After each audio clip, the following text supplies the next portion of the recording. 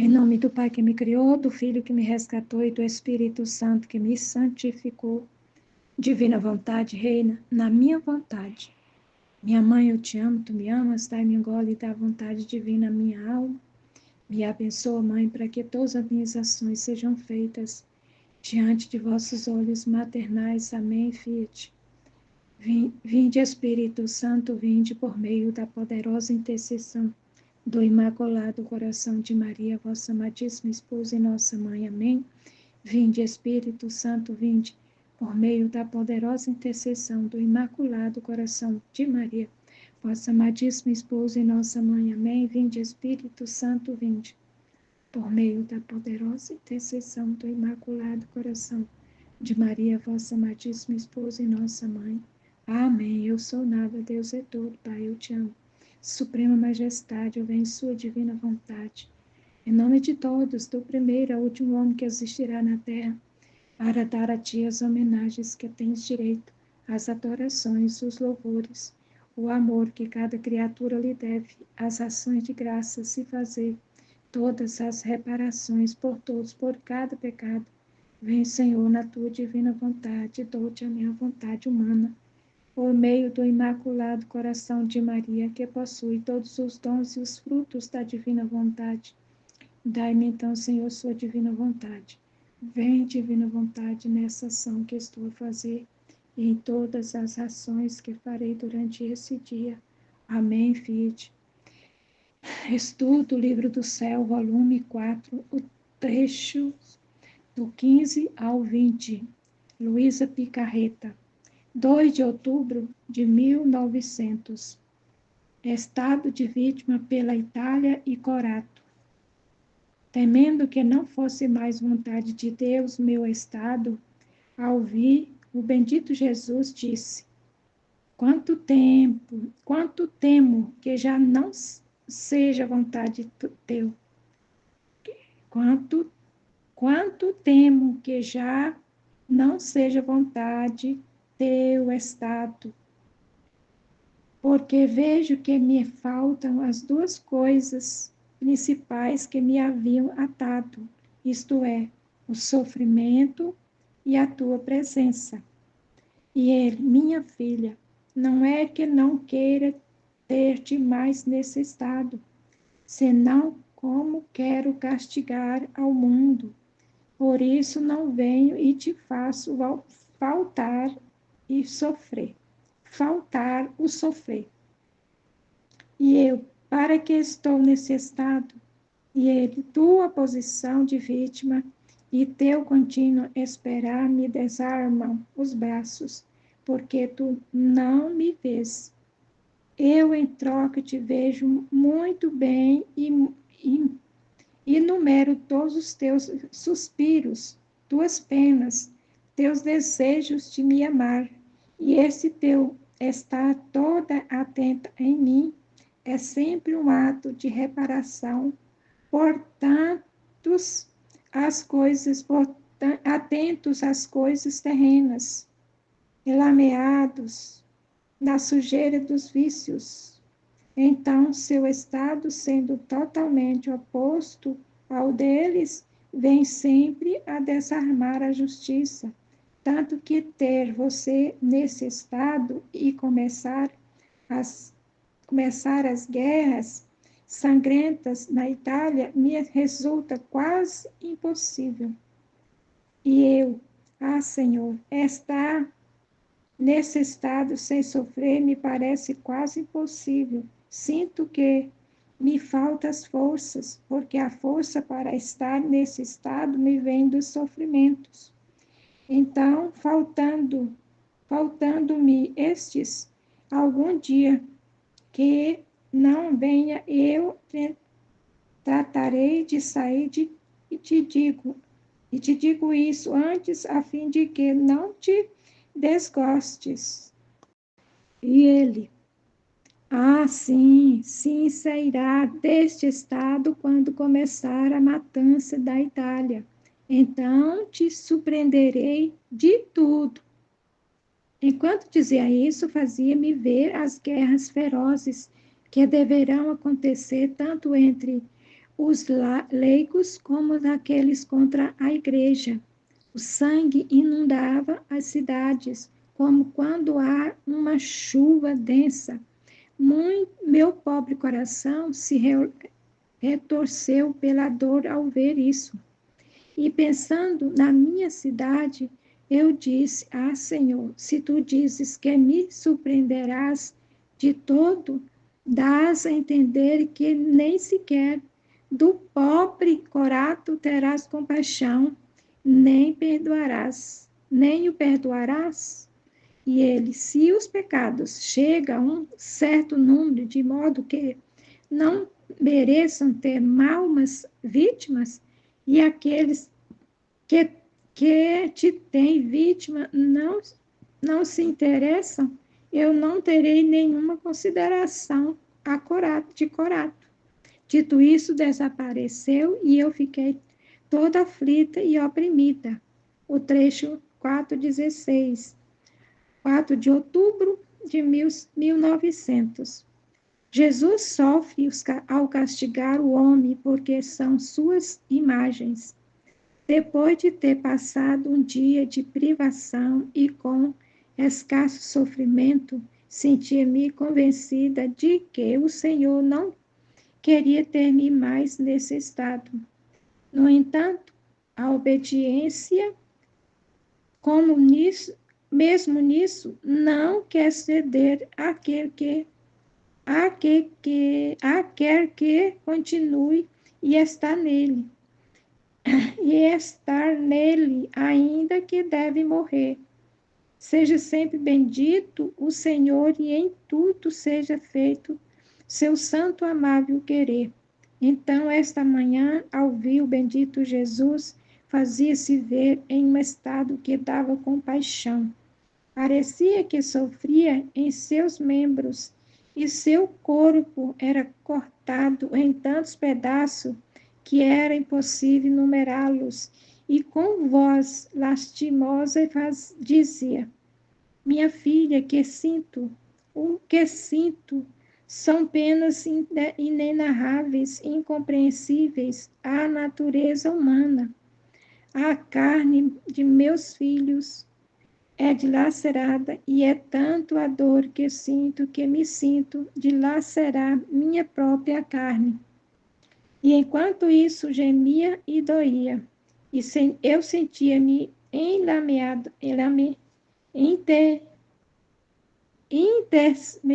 enternecedor ao vê-lo nesse estado. E fiz tudo o que pude por compadecê-lo e rogar-lhe que me participasse suas tristezas. Agradou-me em parte, e apenas pude dizer-lhe: Ah, Senhor, não te dizia eu que não lançasse mão dos castigos, porque o que mais me desagrada é que ficarás ferido nos teus próprios membros?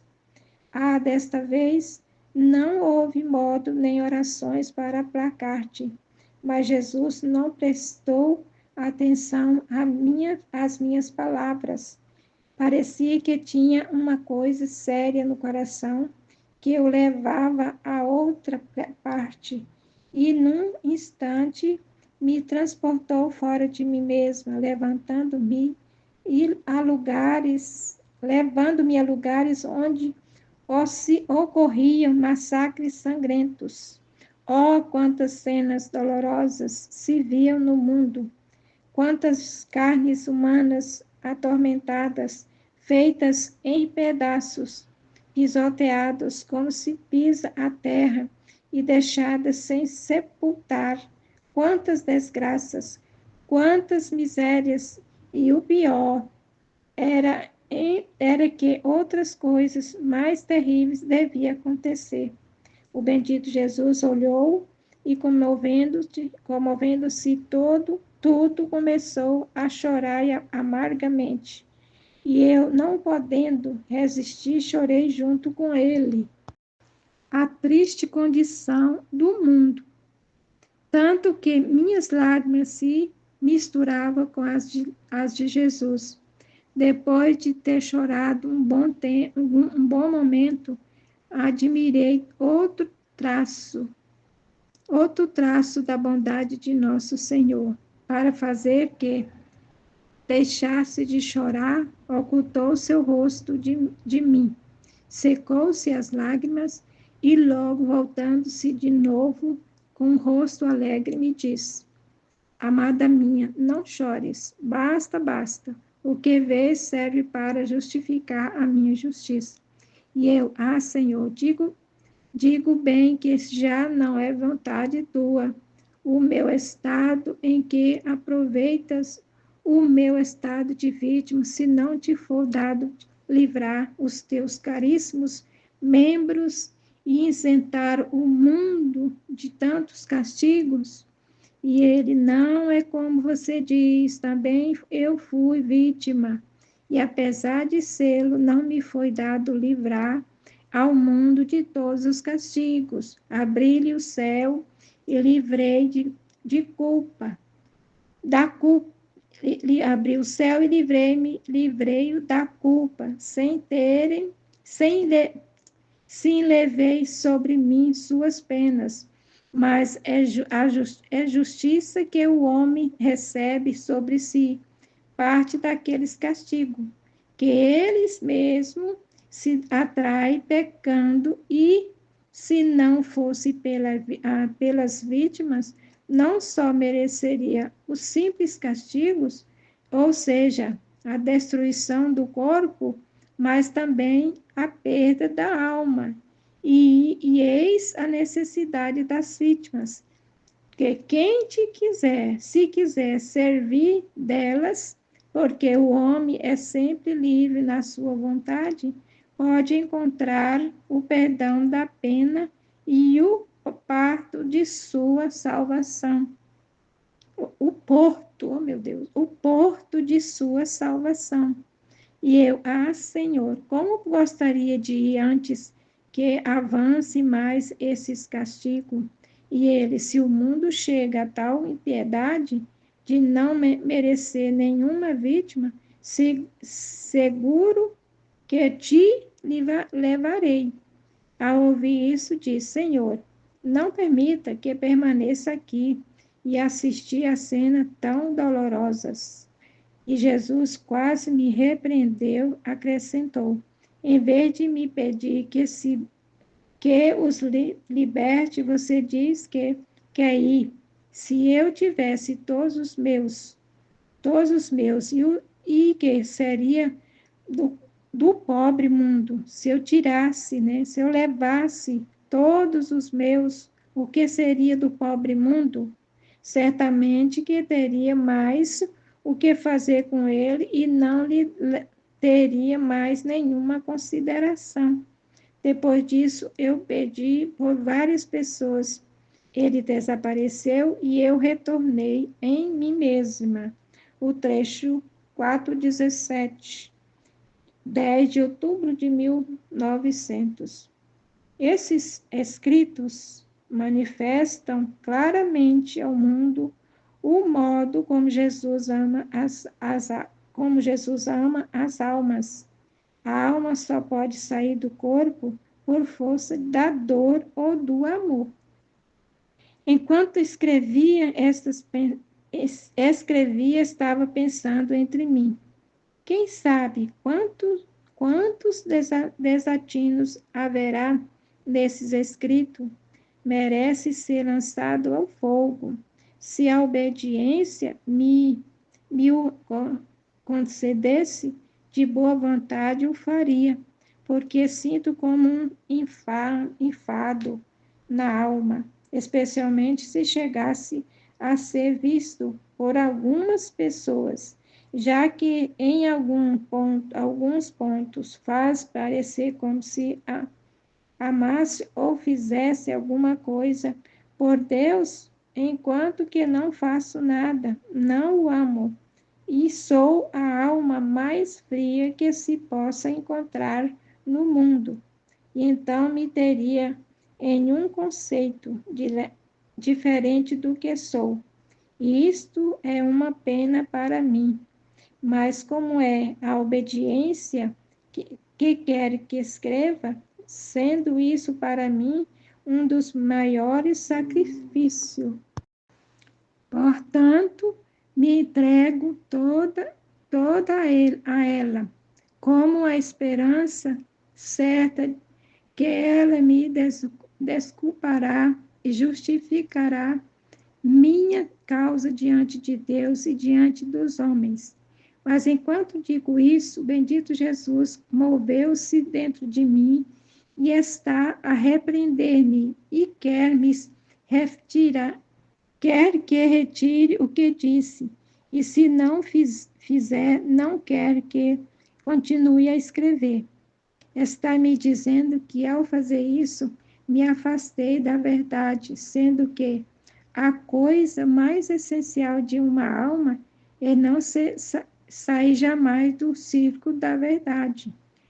Como você não me ama? Como que com que interpreteis diz, tu queres sofrer por mim?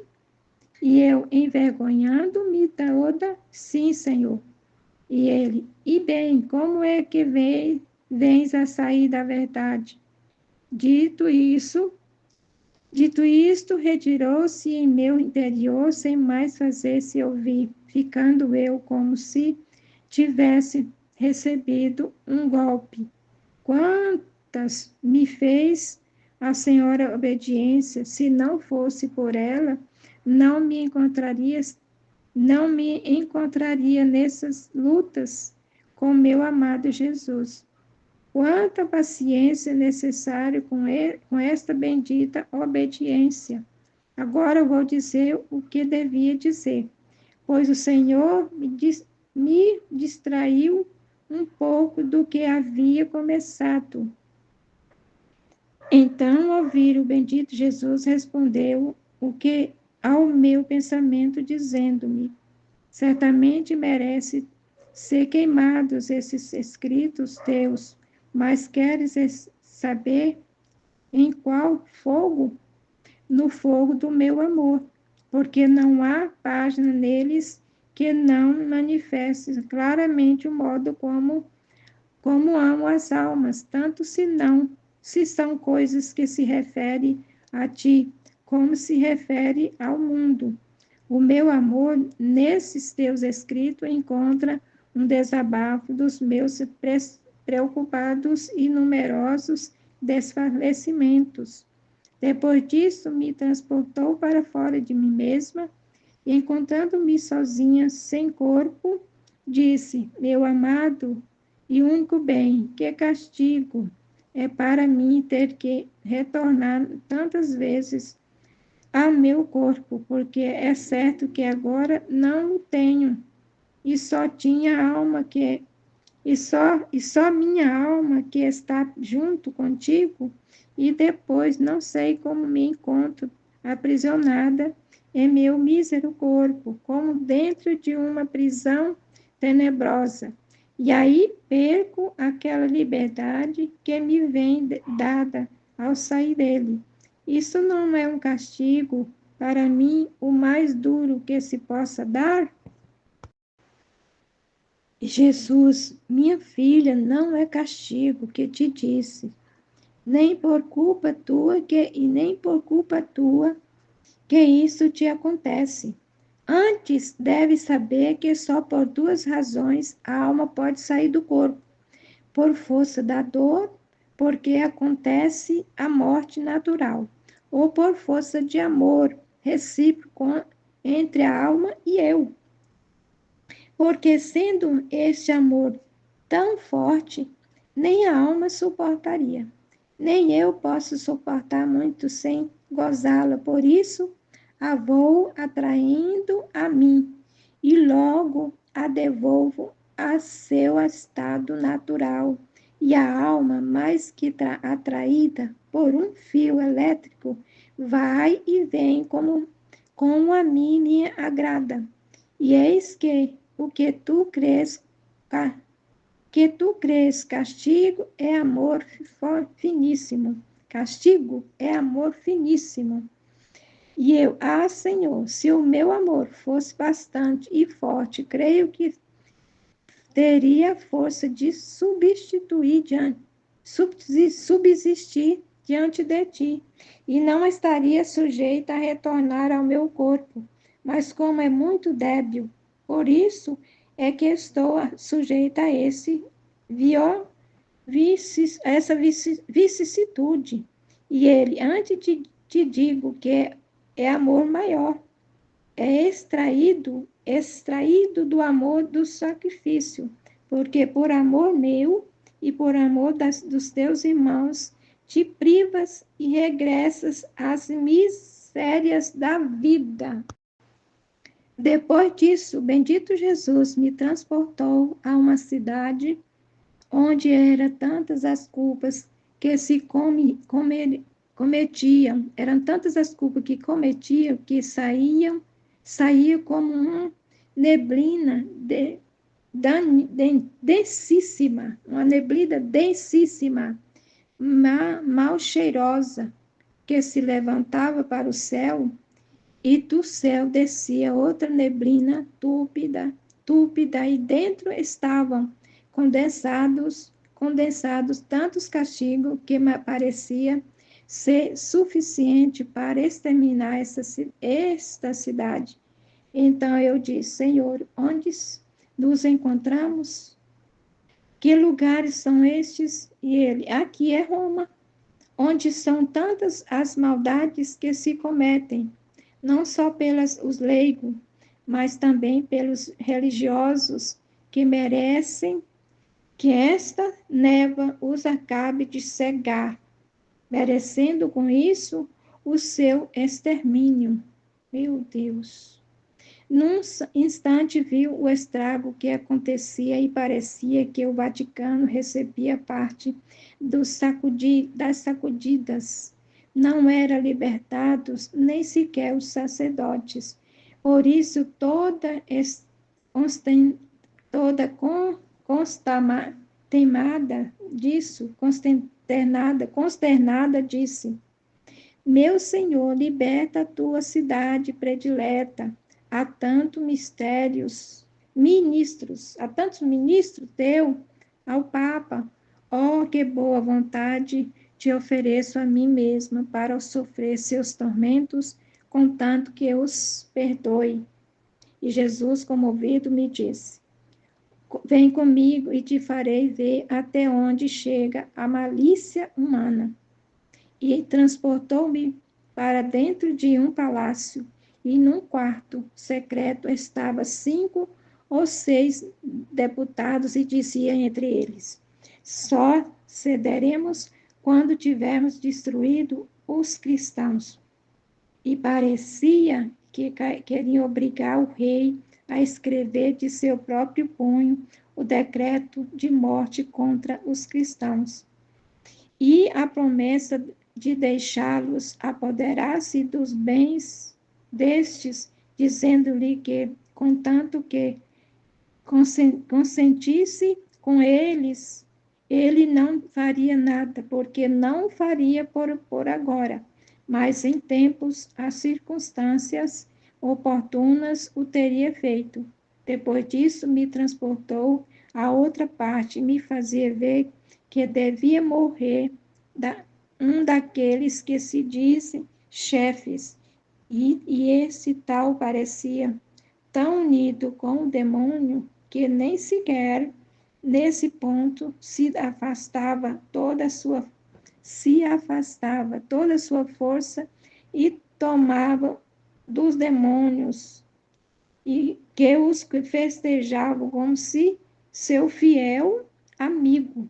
Os demônios, ao me ver, se moveram, e um me queria bater, outro queria fazer uma coisa e outra. Entretanto, eu, não fazendo caso às suas moléstias, porque me importava mais a salvação daquela alma, esforcei e cheguei junto a esse homem.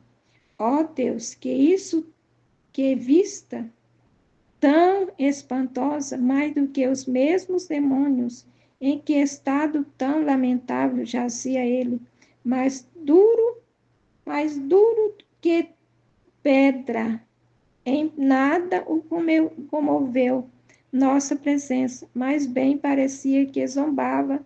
Jesus logo me tirou desse lugar e eu comecei a rogar pela salvação desta alma. O trecho 4:18, 12 de outubro de 1900. Os inimigos mais poderosos do homem são o amor aos prazeres, as riquezas e as honras. Continua vindo, meu adorável Jesus, que esta manhã trazia uma densa da coroa de espinhos. Atirei pouco a pouco e a pus em minha cabeça. E disse: Senhor, ajuda-me a cravá-la. E ele: Desta vez quero que tu mesma a crave. Quero ver o que sabe fazer e como queres sofrer por amor a mim. Eu a cravei muito bem, muito mais que se tratava de lhe fazer ver até onde chegava o meu amor, de sofrer por ele tanto que ele mesmo, todo enternecido, estreitando-me, disse: Basta, basta, que meu coração não resiste mais e ver-te sofrer. E me deixando muito sofrida, meu amado Jesus não fazia outra coisa senão ir e vir. Depois disso, tomou o aspecto de crucificado e me participou suas penas e me disse: Minha filha, os inimigos mais poderosos do homem são o amor aos prazeres, as riquezas e as honras, que fazem feliz ao homem, porque estes inimigos se introduzem até no coração e o roem continuamente e o abatem, tanto de fazer-lhe perder toda a felicidade. E eu sobre o Calvário derrotei esses três inimigos e contive a graça para o homem de que pudesse vencê-los também ele e restituir-lhes a felicidade perdida. Mas o homem, sempre ingrato, rechaça a minha graça e ama raivosamente esses inimigos que colocam o coração humano em uma tortura contínua. Dito isso, desapareceu e eu compreendia com tal clareza a verdade dessas palavras que sentia uma repugnância, um ódio para com estes inimigos. Seja sempre bendito o Senhor e tudo seja para a sua glória. O trecho 4:19, 14 de outubro de 1900. O perigoso flagelo dos burgueses. Só a inocência atrai a misericórdia, e mitiga a justa indignação. Me diga a justa indignação. Esta manhã me sentia tão aturdida, que não reagia, nem podia ir como o habitual em busca de meu sumo bem. De vez em quando se movia dentro de mim e se fazia ver, e me abraçando toda e compadecendo, me dizia: Pobre filha, tens razão de não poder estar sem mim. Como poderia viver sem teu amado? E eu, perturbada por suas palavras, disse: Ah, meu amado, que duro martírio é a vida por os intervalos em que sou obrigada a estar sem ti. Tu mesmo dizes que tenho razão nisto e logo me deixas. E ele se escondeu como se não quisesse que ouvisse e o que me dizia, e eu fiquei de novo no meu túmulo, não podendo dizer mais nada, e vendo-me de novo turbada, disse: Tu és todo o meu contentamento. No teu coração encontro verdadeiro repouso, e repouso sinto nele as mais queridas delícias. E eu, sacudindo-me de novo, disse-lhe: Também para mim tu és todo o meu contentamento, tanto que todas as outras coisas não são para mim senão amarguras. E ele, retirando-se de novo me deixou meio a falar, ficando mais perturbada que antes. E assim continuou esta manhã. Parecia que tinha vontade de jogar um pouco. Depois disto, senti fora de mim mesmo e ver que vinha pessoas desconhecidas vestidas de burgueses e as pessoas, ao vê-las todas, se horrorizavam e davam um grito de espanto e de dor, especialmente as crianças. E dizia: se esses nos caem em cima, para nós tudo terminou. E acrescentava: escondam as jovens, pobre juventude, se chega às mãos destes. Então eu, dirigindo-me ao Senhor, lhe disse: piedade, misericórdia, afasta esse flagelo tão perigoso para a miséria humanidade, a mísera humanidade. Afasta esse flagelo tão perigoso para a mísera humanidade, te movam a compaixão, as lágrimas da inocência. E ele, minha filha, só pela inocência tenho consideração pelos outros. Só ela me arranca a misericórdia e me diga minha justa ira. O trecho 4, 20, 15 de outubro de 1900. Luta entre o confessor e Jesus pela crucificação de Luísa. Esta manhã, tendo recebido a comunhão, o bendito Jesus fez-me ouvir a sua voz que dizia: minha filha, esta manhã sinto toda a necessidade de ser confortado. Toma um pouco minhas penas sobre ti e deixa-me repousar no teu coração. E eu, sim, meu bem, torna-me partícipe das tuas dores. E enquanto eu sofro em teu lugar, terás todo o tempo para te poder restaurar e para teres um doce repouso. Só te peço que esperes mais um pouco até que eu fique sozinha, porque me parece que ainda está o confessor, para que ninguém me veja sofrer. E ele, que importa que esteja presente o Pai? Não seria melhor que em vez de ter alguém que me alivie, tenha dois, você sofrendo e ele concordando comigo, com a minha mesma intenção? Enquanto isso, viu o confessor que colocava a intenção da crucificação e de imediato o Senhor, sem o mínimo atraso, me participou as penas da cruz. Depois de ter estado um pouco nesse sofrimento, o confessor chamou-me à obediência. Jesus retirou-se e eu tratava de submeter-me a quem me ordenava.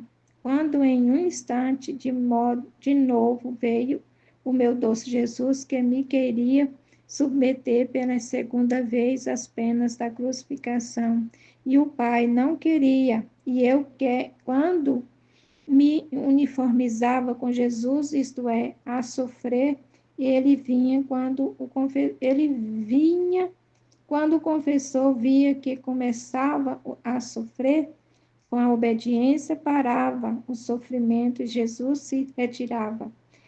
Eu sofria uma pena grande ao vê-lo em retirar-se, mas fazia quanto mais por obedecer, às vezes como via presente ao confessor, deixava fazer a eles, esperando a ver quem vencia a obediência ou nosso Senhor. Parecia-me ver lutar a obediência a Jesus, ambos potentes, capazes de poder enfrentar uma luta. Depois de ter lutado, no momento de ver quem vencia, veio a rainha mãe, que se aproximando do pai lhe disse: Meu filho, esta manhã em que ele mesmo quer que sofra, deixe-os fazer. De outra maneira, não serão livrados nem sequer em parte dos castigos.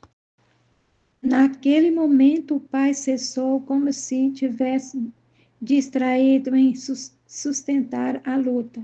E Jesus, vencedor, me sujeitou de novo às dores, mas com tal veemência e acerbas dores que eu mesma não sei como fiquei viva. Quando pensava que ia morrer, a obediência chamou-me novamente e encontrei-me em mim mesma, recordando o bendito Jesus, mas não contente, ainda regressando, queria repetir pela terceira vez. Mas a obediência, armada-se de força, desta vez se fez vencedora, perdendo meu amado Jesus. Com tudo isso, de vez em quando, o tentava. Quem sabe, e talvez pudesse vencer novamente ele, tanto que nem me dava calma e devia dizer: mas meu Senhor, fica um pouco quieto e deixa-me em paz. Não vês que a obediência se pôs em armas e não quer ceder? Por isso, tenha paciência. E se quiser repetir a terceira vez, prometa-me que me fará morrer. E Jesus, sim, venha. Eu disse ao Pai, e também nisto a obediência se tornou inexorável, apesar de que o meu doce bem, me chamava dizendo: Luísa, vem.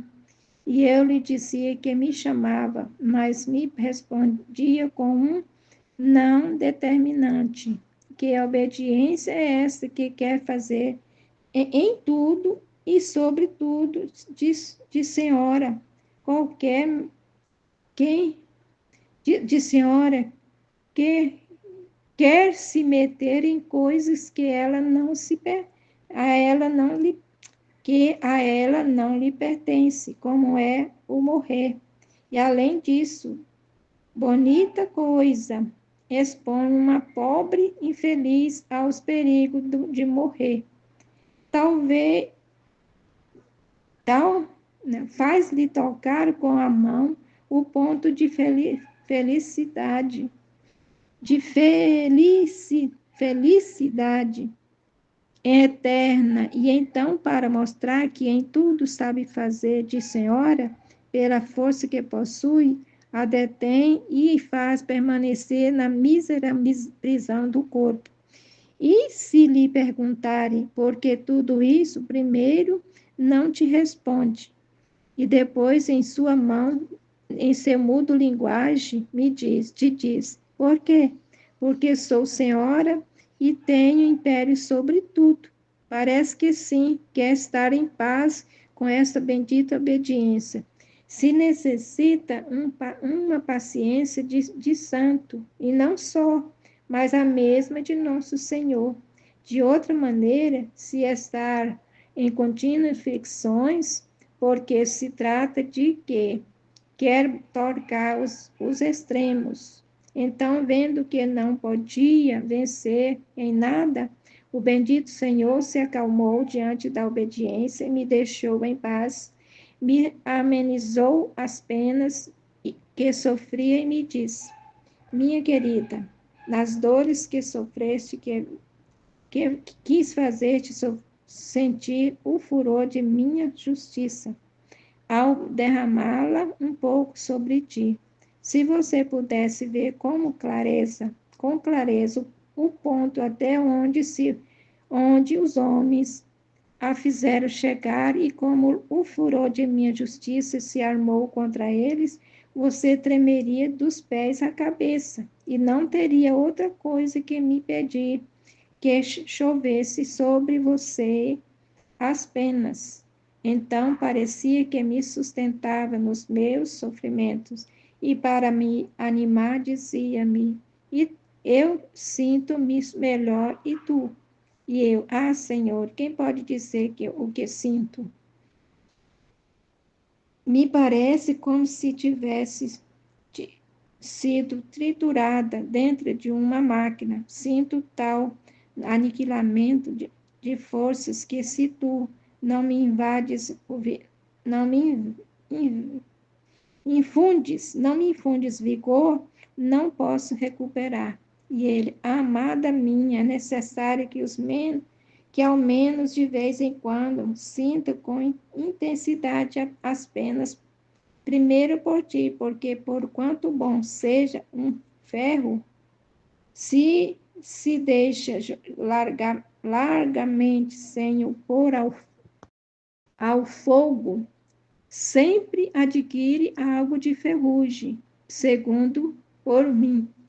Segundo por mim, se for, se por longo tempo não me derramava sobre ti, minha ira se acendia em tal modo que não teria nenhuma consideração, nem livraria ninguém, e se não pusesse sobre ti minhas penas, como poderia manter-te a palavra de perdoar em parte ao mundo dos castigos? Depois disso, o confessor veio chamar-me à obediência, e assim eu voltei em mim mesma. Glória ao Pai, ao Filho e ao Espírito Santo, como era no princípio, agora e sempre. Amém. Jesus, eu confio em vós.